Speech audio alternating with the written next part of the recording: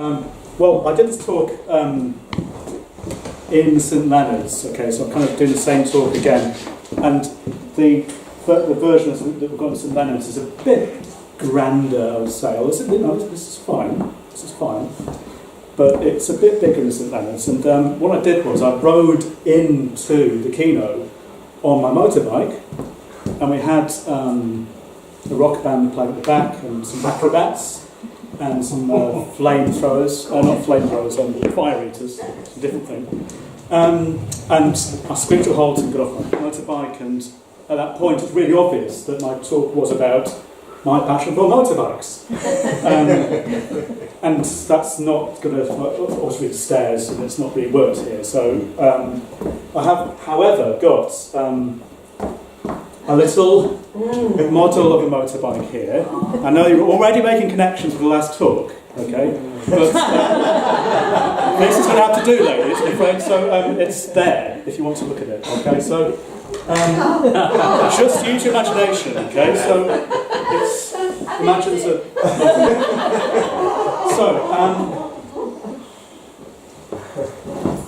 In Search of the Perfect Corner. That is my title, and I actually found the perfect corner, which I'll tell you about later. But so I rode a motorbike for about 10 years. I don't drive purely to get to work, and I rode for about 10 years. And just as I was coming to my 10-year anniversary of riding a motorbike, I was thinking, oh, I've done really well. I've got to 10 years without major mishap.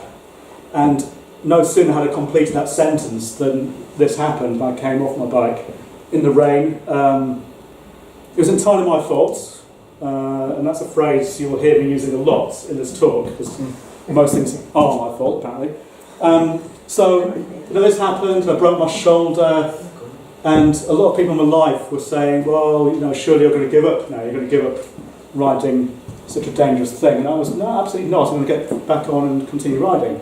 And you may notice I don't wear these as a fashion statement. I would actually ride here tonight. So it's a bit hot actually. I kind of regret it actually. I wish I could come and train. But it's a good visual. I think you'll agree.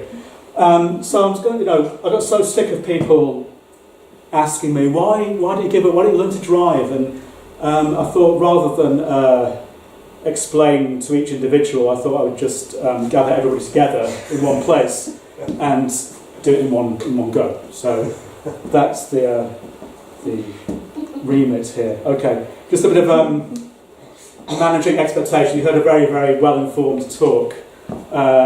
There's some knowledge of my motorbike expertise. Okay, and I was stretching a little bit with this.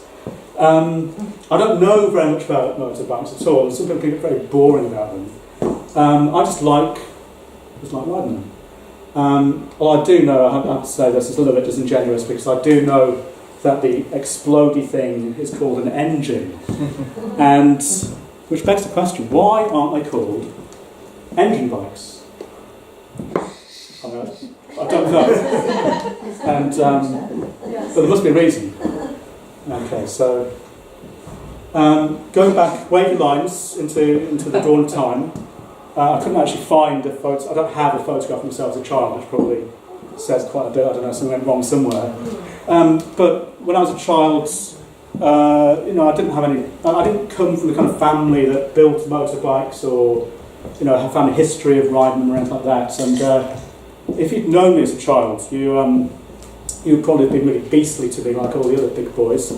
But you might have voted me person least likely to ever ride a motorbike. That's far too cool, In fact, they did vote me person least likely to ride a motorbike. I can still remember it today. The placards. I mean, it's just awful.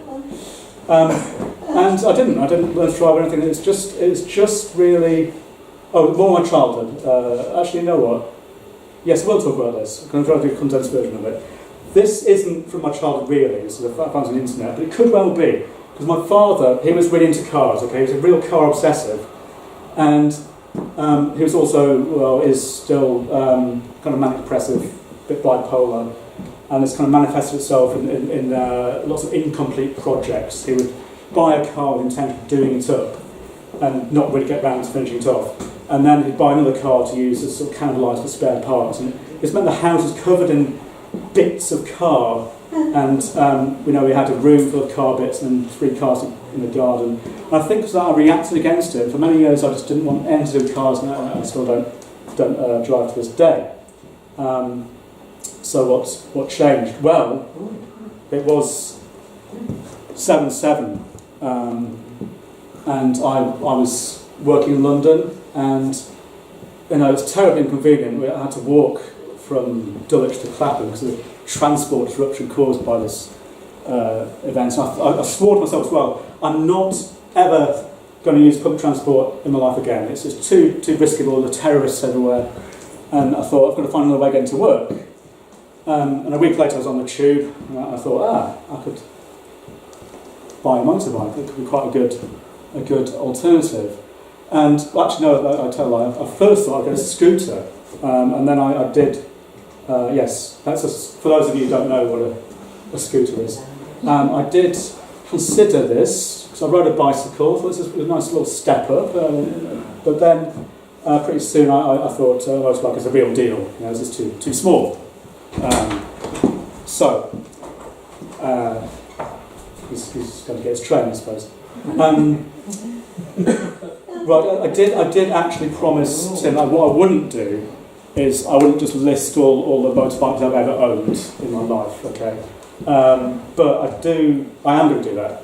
Because I think you need to have the context, the timeline of my motorbike ownership, okay? Because it just fills the context. So I was about 30 when that happened, and I bought my first real bike. It took me a few goes to get my motorbike licence. The second attempt, I managed to lose the instructor. I thought I was doing really well. I thought I could see him, a little speck in the distance from my window. I thought, yeah, I've lost him. I thought, oh no, that shouldn't happen. I was speeding.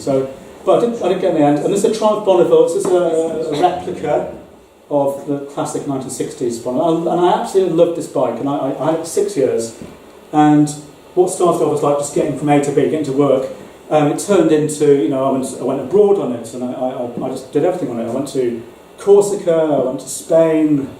It was quite difficult because it's not really a touring bike, but I really, really love this bike. And then that's an example of me having a good time abroad on the bike. Okay, so to prove that I did actually have enjoyable experiences. But then this happened. Now I think you can clearly see that this is not illuminated as it should be. So they built this traffic island in the middle of the road, just where I would normally overtake all the cars. And it really was like a Steve McQueen. I was actually flying through the air, and I landed. And I didn't crash, but I was incredibly winded, and the wheels were all bent, and I was lucky to escape without a major injury. But that was kind of the end of that bike. So I thought, well, the thing of like, oh, so surely you're going to give up now. Surely you're going to get a car. And no, I went for a bigger bike. Yeah, and this one's good for touring. So it had big panniers on the side. And this is another Triumph, loyal to the British. I'm not like that. I'm not patriotic but I do think it's quite nice to have a British bike. And this took me a long time to get used to because it's really big and heavy, and I did feel a bit overwhelmed by it, to be honest. Just as I was starting to enjoy it, I did have some wonderful trips abroad in it, and just when I was starting to get used to it, starting to enjoy it, that's, again, evidence that I did actually have a good time, and I did actually enjoy myself, and I did actually ride around in it, because that's me. Yeah? Amazing. It's a wonderful thing to do, to embroider on a motorbike. But so, yeah, lots of fun on that. And then this happened. So, this wasn't my fault, actually. It falls into that category of one or two things in my life that are not my fault. I was just waiting at a junction, and this taxi just hit me from the rear. And I didn't really think there was much damage, but it was a kind of write-off, apparently. So I had to get another bike, and I thought, well, actually, what came out of this was because it wasn't my fault, I got lots of money, I got lots of compensation, and I thought this is quite a good line of business actually. If I can just time it right, I'll get lots of not get killed. But I got some money, and I thought, what better use could I make of this money than to record a jazz album, which I do have did. Because we're all laughing, but at the last time I did this, everyone thought it was a joke, and I do actually want to sell these because I've got a wardrobe full of them, and that's the worst marketing strategy ever. Put all your stuff in a wardrobe and hope people will ask you for it. I mean, so I thought, no, I'm going to take every opportunity I can. So I mean, don't be afraid, don't be shy. Anyway, that happened, and I thought, well, there's actually no point in spending lots of money on a fancy new bike. I'm going to go and get the cheapest and oldest bike that I can find, and this is it. This is a Honda CBR 1000F, and it was really cheap and old, and I absolutely loved it. The other one was really quite big, and this one it's a bit smaller and a bit easier to handle, and it was great fun. And it's a lovely photo of the sun behind it and everything, and I feel quite moved when I look at this picture because it got stolen. When I moved to Hastings, I lived in London for 10 years and nothing like that happened. Moved to Hastings, within 3 months I had my bike nicked, and then I got another old bike, like this one's quite nice, Triumph, and I crashed it. So it's really not an auspicious start to my residence in Hastings. So obviously this shook me up. It was quite nice to sort of have a broken shoulder and just focus on that, and just focus on getting better. I quite enjoyed the attention. I quite enjoyed having people running around after me. It's a good excuse for things as well. I mean, oh, darling, can you make dinner again? Anyway, eventually I recovered, got my strength back, and back in the saddle. And I went back to this one again because I thought, well, they've got without getting technical, they've got ABS. So in the wet, if you brake harshly, you're more likely to survive with one of these. So I thought, well, that's a good thing to do. And then nothing happened. You're expecting like another crash, weren't you? And nothing happened. I just decided I changed my job. I didn't need to commute to work anymore, and I thought, well, I'm going to just get a smaller bike which I'll enjoy riding more. So I went back to the Triumph Bonneville, and I have great fun on this. And it's quite really what I'm trying to talk about here later on is identity and stuff. And my identity changed a little bit because I used to be a proper biker. You all sorts of accusations you're not a proper this, that and the other, but I used to need my bike to get to work, and I used to ride it out of necessity. And now I've fallen into that despicable class of the leisure rider who basically it's a toy. I mean, I don't need it anymore, but I do enjoy riding around in it. So I hope you're appreciating here there's a kind of palindromic structure to my bike ownership. To start with the Triumph Bonneville, and now I've gone back to that. So hopefully it's not full circle, and hopefully there will be a future, and this won't be the end. But for now, it's nice to have that kind of circular. I quite like it. It's quite elegant thing to happen. Right. So people say, "Why? You must be stupid." I was at a party and. Somebody I didn't know just mentioned about a bike. Oh, we call you organ donors, and we call you organ donors. I just met this guy, and there's this kind of weird hostility. There's also this assumption that it's you only got yourself to blame. If you choose to ride a motorbike, then it's your fault that something happens to you, or you're a bit stupid because you're not aware of the risks. I spend too much time watching YouTube videos of motorbike crashes to remind myself of just how awful things can be. But I think it's an acceptable risk. I really do. I think the idea that it's inherently risky is not true. You can control a motorbike in a skillful way or not. And I think we've made a kind of contract as a species. We've decided that we want to have motorised transport. Now, this idea that motorbikes are dangerous and cars are safe, I mean, it's a ridiculous notion. If you think about throughout history, how many people have been killed by the car? I mean, at one point, I mean, it's still like 330 people killed by cars every year. And if that was terrorism, you know, people would be, oh, this is terrible. And rightly so. But it's just one of those things we've accepted that people are going to die as a result of we have motorised transport. We've accepted it's worth that trade-off. And what I'm doing, I think, by riding motorbikes, I'm choosing to take it onto myself. Yeah, I'm choosing to make myself a bit more vulnerable, because although I'm more likely to get injured riding a motorbike, I mean, if you're driving a car, you're more likely to kill the people. So why is that okay? So I'm literally just thought this now, but it's a kind of radical political act, really, isn't it? To make myself more vulnerable. And really what I'm doing is I have to be more careful, I have to think more about other people, I have to be more aware of my surroundings. So, you know, that's my response to that guy who called me an organ donor. So I hope, you know, he never heard that. It's one of those things that you always come up with these great responses after about 6 months of seething about these little incidents. But, you know, maybe I'll write him a letter. But yeah, organ donors. I mean, the big joke is that I did have the last laugh, which is I don't have a donor card.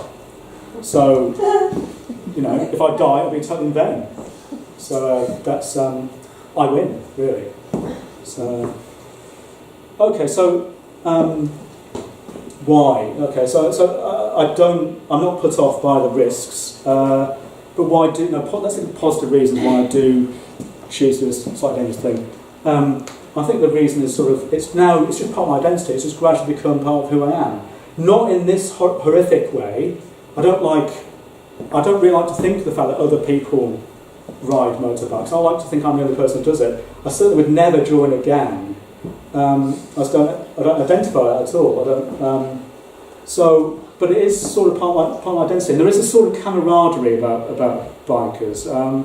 On the road, you know, you see them with a bike, and you might give them a wave or a nod. If it's something on a scooter, you'd give them a sort of pity nod, like that. One day you'll grow up. But there is a sort of camaraderie, but I don't really want to get too involved. And sometimes, you know, I have a little conversation at a service station or something like that, and it's literally monosyllabic, sort of, you know, motorbike. Yeah. Motorbike's good. Yes, motorbike's good. You have motorbike, I have motorbike, and then I don't really want to take it beyond that because I will get found out. They will discover that I don't really know what the round things are called, and I don't know what goes on inside the explodey thing, and they will just kind of have nothing but contempt for me, and so I was trying to sidestep that by being socially awkward with them and walking away.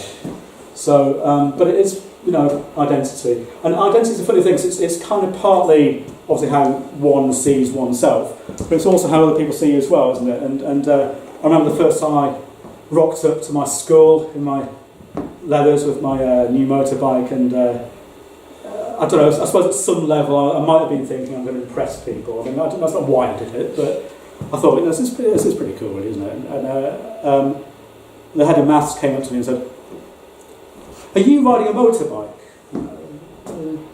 Yes, it's like, you can't ride a motorbike, you wear a waistcoat. And it is true.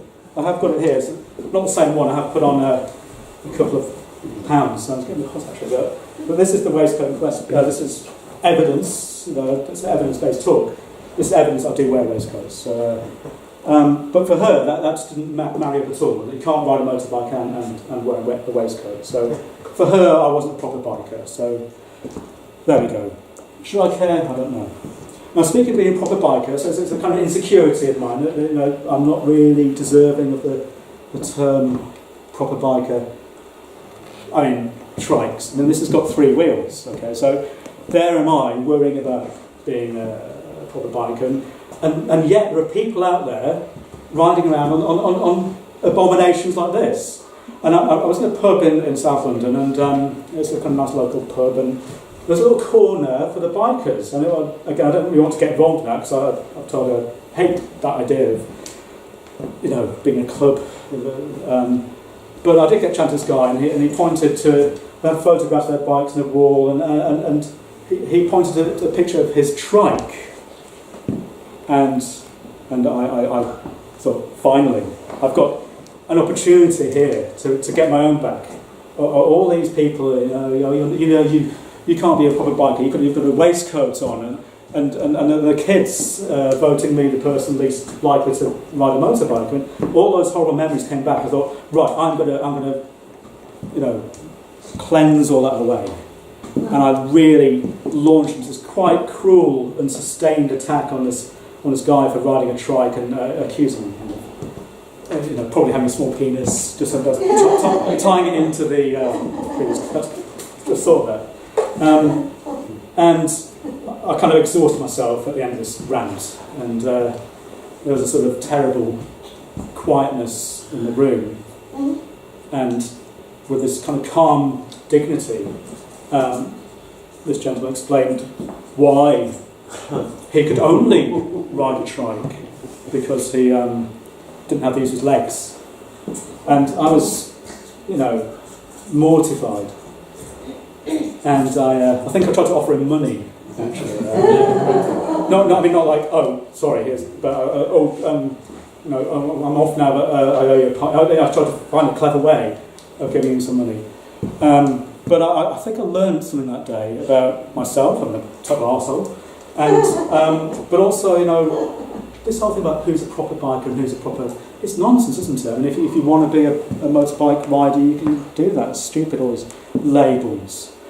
But I like to think that if I did suffer some kind of accident where I lost use of my legs, I would find a way of adapting a proper motorbike rather than riding alone. But there's always a way, if you really want to do something, I think you can find a way, and that's all I'm saying. You don't have to go down that route. So, the whole cool thing. I mean, so it wasn't really a reason why I consciously thought, I'm going to be like them. But then I became aware the cool bike, or the slightly rebellious, it's a very masculine thing to do. And I was quite pleased to discover, after making this choice of transport, that actually was quite a cool thing to do. So, Steve McQueen there. That's not me. That's Marlon Brando, and that is the eminent neurologist of the sex. And I put that in just because of the psychological connection with the guy who's left. So, you try and make these little gestures for people. And but anyway, so I think I'll agree. Cool. And obviously, I think I'm cool. I secretly think I'm quite cool, but I haven't really sort of been able to see myself on a motorbike from the outside because I'm on it. Except for this picture. This is the only courtesy of Merton Parking Services. This is the only photograph I've got of me in motion on a motorbike, and this is in a bus lane. And this is thanks to camera operator 130. Do remember this guy's name. At this point, I'm thinking, this is me. I'm really rebellious here. So I'm in a bus lane, and what do motorbikes not have on the front of the wheel, the wheel?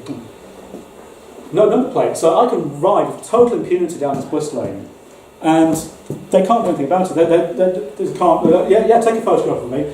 I don't care. Well, I now know that the cameras do actually move. and this guy also had it in for me, the camera operated 130, it turned the bloody thing around, and so I got quite a stiff fine for riding a bus lane, but yet again I had the last laugh because you'll notice I've got a legal number plate there, it's white on black, not it should be yellow, so I got away with that, and I did write a letter. I wrote one of the most ridiculous letters in the history of human writing. I think I said something like, I am a very experienced motorcyclist, and there's no way I would have been in the bus lane unless there was a very good reason to be there. And I actually wrote that down on proper paper and put it in an envelope and sent it to Merton Parking Services, thinking that that would actually have any kind of sway with them.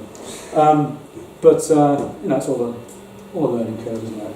Okay, so right, so that was identity, cool, rebellious thing, blah, blah, blah. I do actually enjoy, I do enjoy the actual experience of riding a bike. And this photograph, I think, it sums it up, doesn't it? Well, to me, it's a very, very happy association. We're in the south of France on the lovely Honda, which was to meet some terrible fate later on. But, however, this doesn't tell the whole story, because you'll notice a few things about this picture. Firstly, we're not moving. There's no wind. We don't have helmets on. There's no flies. There's no rain. It's a posed picture, basically. And the reality, you have to take the rough with the smooth with motorbiking. And in fact, I have done a bit of maths, not to the level of the previous guy, and he was very good with his graphs and everything. But I have got a graphical representation of my enjoyment of motorbike riding. And the yellow is the actual enjoyment. The blue is a bit blurred, isn't it? The blue is worrying about things, because I'm always worrying about, what's that noise? Is it going to blow up? Is the wheel going to fall off? Constant worrying. Weather, gear. It's like you put your helmet on, then you realise you've got to go to the toilets and then get in this gear. It's just endless. And by the time I get into the position where I can actually ride off on the motorbike, I'm exhausted. I could give up, just go back inside. So it's not much return for all the hassle, but it is worth it. I think I do enjoy the yellow bit. I'm not going to do that. All that. Oh, but this is about fear, and that's another little link back to the previous talk as well. I mean, it is quite terrifying riding a motorbike because of, I've got another little prop here. Okay, so have I? Yes, I have. Okay, what do you think the connection is between these and riding a motorbike? It's the two 50p pieces. What is it? There's 2 coins. Oh. Yeah, 50p pieces. What your wheels look like after a crash. Sorry? What your wheels look like after a crash. Well, good, well done. Points. So you get another point after your Uji Kabibi. You're winning. No, this perhaps will help if I put them down one there. If I put one like about there. Surely it's obvious now. No, that is the amount of contact that a tyre has with the road. Okay? It's a minuscule amount of actual contact. So, the slightest thing could go wrong. I mean, tyres are amazing on motorbikes. They are designed, to grip. But it is quite terrifying to think of that. And now actually seeing that, I am quite scared. I've got to ride home. I promise you'll do this. I've got to the bit, the important information bit, because the last time I did this, I didn't get to the information. It's nonsense. This is information. So this is why it's scary to ride a motorbike. So very little contact between tyre and the road, and any idiot can ride a motorbike in a straight line. Okay. The tricky bit, the challenging bit, the fun bit, the technical challenge is going around corners, and it requires a very counterintuitive thing. You have to lean the bike to go around, because you obviously want to have more contact. So it's actually safer to lean the bike to go around a corner, but it doesn't feel that way. It feels like you're about to fall off. And it's one of those things. It's like aeroplanes. I don't really believe in aeroplanes. I've been on aeroplanes. I know the science behind why they stay in the air, but I don't really believe in them. I don't think they really exist. I don't think they can really fly. And it's the same thing as I don't really believe it. I don't believe that if I lean, it's ridiculous. It's gravity. I mean, well, I'm going to fall over. So it's a constant battle to get over that fear. And this is coming back to the kind of identity thing and the you know, the kind of being tough and you missed a bit about these coins. But, talking about leaning over the bike, that you have to lean the bike to go on corners, and obviously that becomes a kind of macho thing. That I can go around corner. The faster you go on the corner, the more you have to lean the bike. So you have to, you know, be quite gutsy to go fast around corners.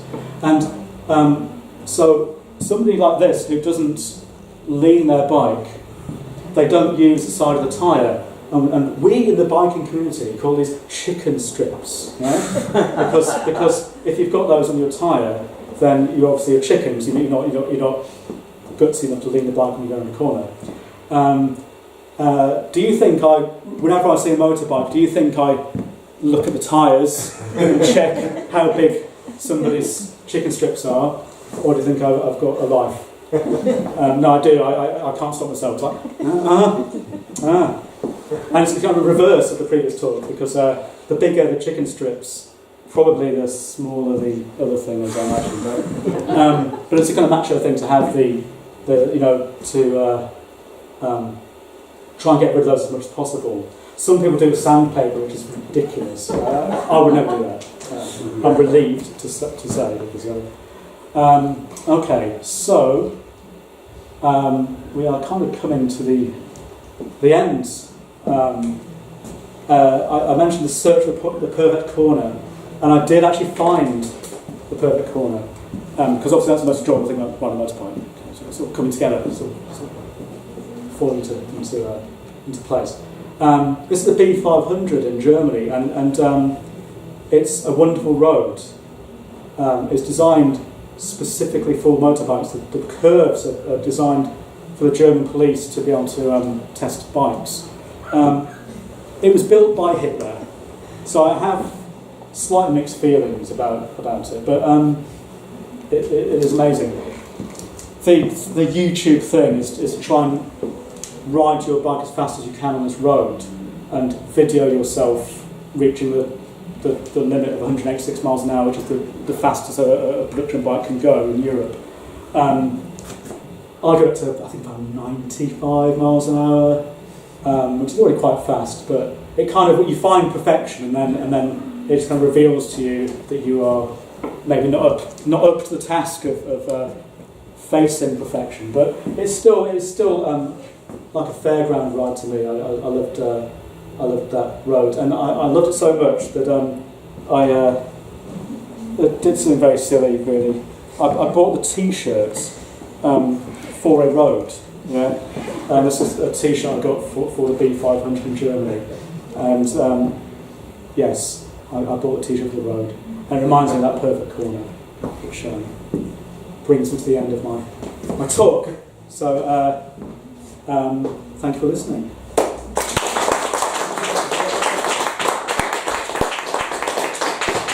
Well, fabulous. Thank you very much, Andrew. A genuine passion. Does anyone have any questions for Andrew and anyone?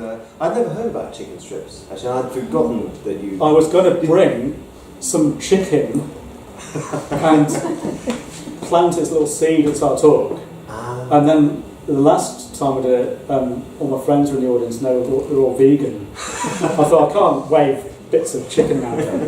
And I thought, it's a waste of food, really. So I thought, well, I won't do that.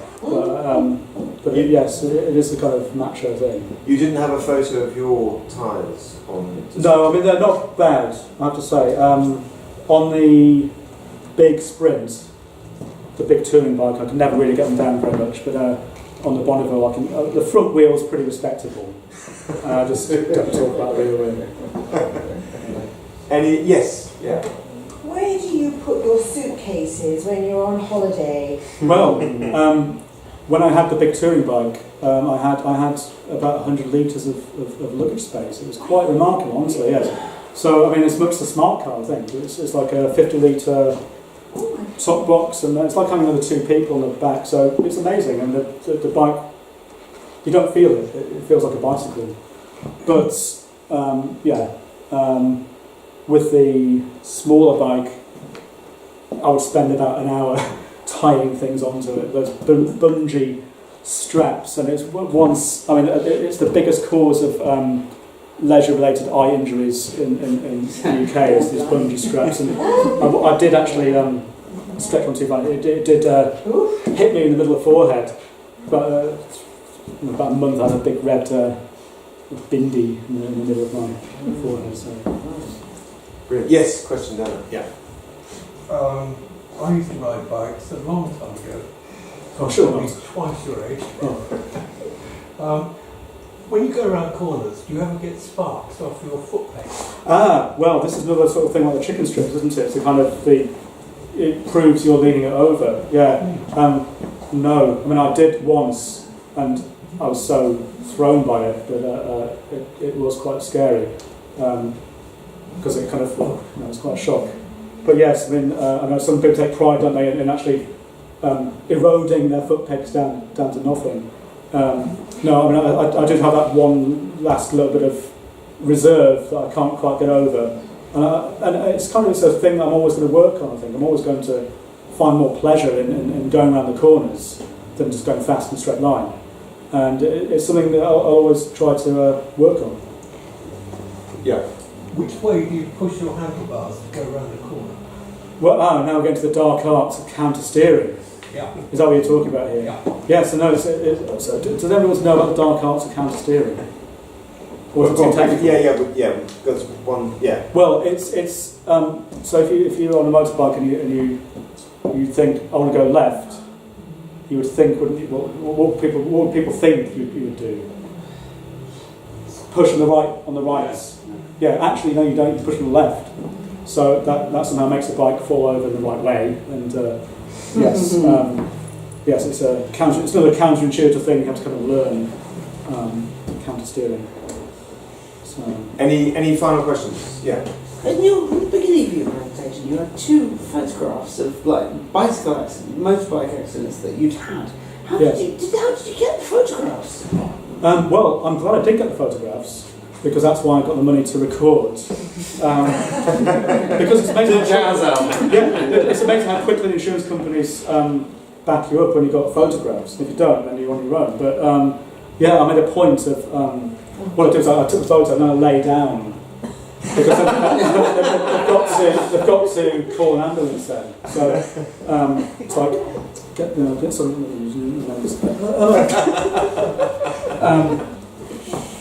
But the one where you're about to run over the middle section of the road. Oh no, I went back and took that. Okay. Oh, I wasn't riding around like. It's some kind of primitive selfie stuff. No. Okay. Well, no, people do have GoPros though, so I haven't got that level of technology. No. But you went back and yeah, so I thought, that wasn't there this morning, Okay. and I thought I'm going to take a photo of this to send to the council, and they just didn't know me. Just check it. Yes. Right. Any final questions? Because I'm conscious of time and I want to... in which case, can we thank Andrew for a brilliant talk?